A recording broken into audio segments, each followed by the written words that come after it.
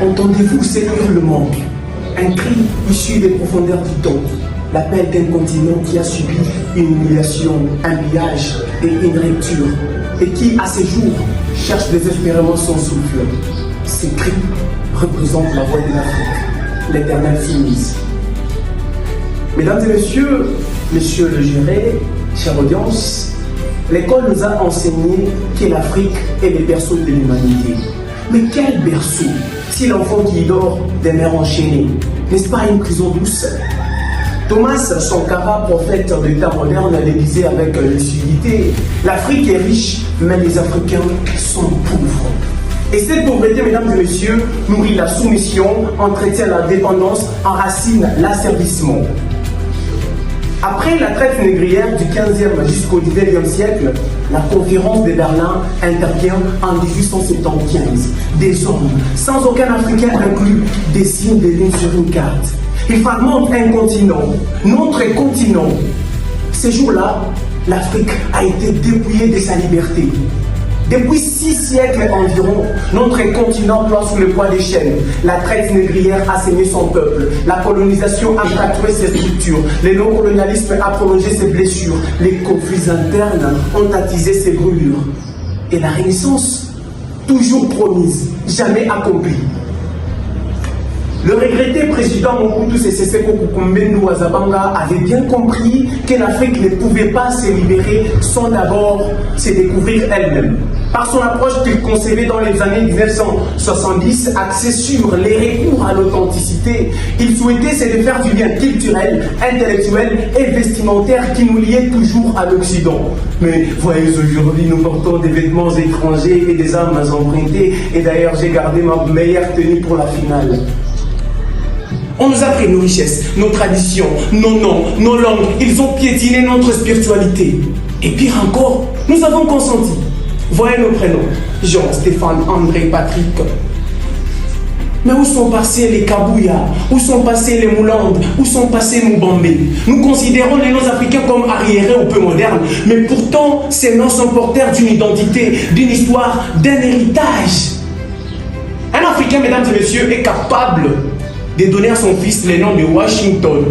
Mais en réalité, le Washington en question n'a jamais voyagé plus loin que le marché central de Malika. Kwame Nkrumah avait raison de dire que le néocolonialisme est le dernier stade de l'impérialisme. Il maintient l'exploitation en laissant croire à l'indépendance. Nous croyons être libres, chantant chaque 30 jours indépendance tcha-tcha. Mais en réalité, nos chaînes se sont seulement maquillées. Car le véritable esclavage n'est pas celui des chaînes de fer, mais celui des chaînes invisibles qui emprisonnent nos esprits. Nos héros, ils ont levé la voix, mais leur voix a été étouffée souvent avec la complicité de leurs propres frères.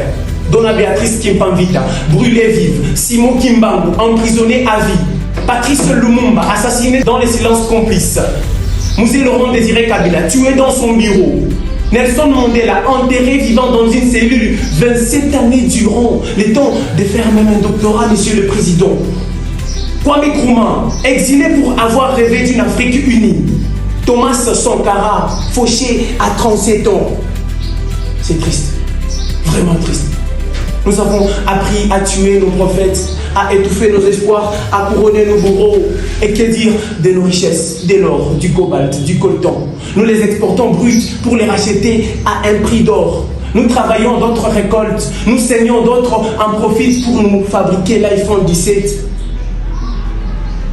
Nos accords sont inégaux. L'Afrique est même incapable d'apporter solution à ses propres problèmes. Et que dire de nos dirigeants? Ils pactisent avec l'étranger pour un trône fragile et un pouvoir stérile. Monsieur le Président, chez nous en Afrique, les fauteuils présidentiels est si collant. Mais oui, il a plus de fidélité qu'un mari jaloux. Mon contradicteur ou ma contradictrice passera ici pour nous dire que l'Afrique n'est pas l'éternelle soumise, elle est l'éternelle promise, soit. Mais qu'il faut une promesse lorsque les héritiers se déchirent? L'Afrique est un organisme vivant, dont chaque pays en est un organe. Mais à quoi sert un cœur sans poumon, un cerveau sans le main? Nous nous mutilons nous-mêmes. Il n'hésitera ou elle n'hésitera probablement pas de soutenir le fait que certains pays africains tentent de rompre les chaînes de la corruption.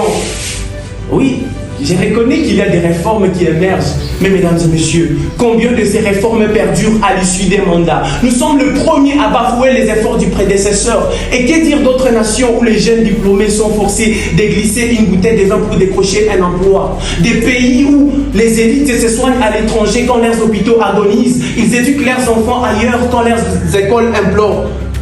Et pour clore, l'Afrique progresse, mais souvent de manière hésitante. Car ceux qui avancent vers la clarté sont souvent retenus par ceux qui résident encore dans l'obscurité. Oui, certains brisent les chaînes de la corruption, mais combien d'autres les réforment? Tant que le continent ne progressera pas d'une seule foulée, la liberté de certains ne sera jamais suffisante pour libérer tous les autres. Alors, je vous pose une question. Soumission imposée ou soumission acceptée?